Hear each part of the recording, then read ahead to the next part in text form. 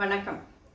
இந்த கதையிலிருந்து நம்ம என்ன தெரிஞ்சுக்கிறோம் அப்படின்னு பார்த்தோம்னா, எதிர்மறையான சொற்களை நம்ம பயன்படுத்தவே கூடாது. முன்னோர்கள்லாம் பாத்தீங்கன்னா எதிர்மறையான சொற்களை சொல்றது அப்படின்னு கிடையாது, கேட்க கூட விரும்ப மாட்டாங்க. இப்போ ஒருத்தி வாழை இலை வித்துட்டு போறான்னு வச்சுக்கோங்க.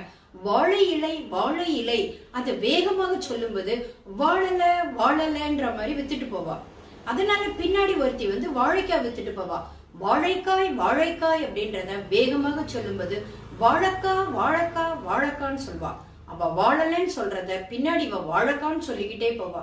இந்த மாதிரி ஒவ்வொரு சொற்களை பயன்படுத்தும் போதும் அவங்க ரொம்ப கவனமாக பயன்படுத்தினாங்க.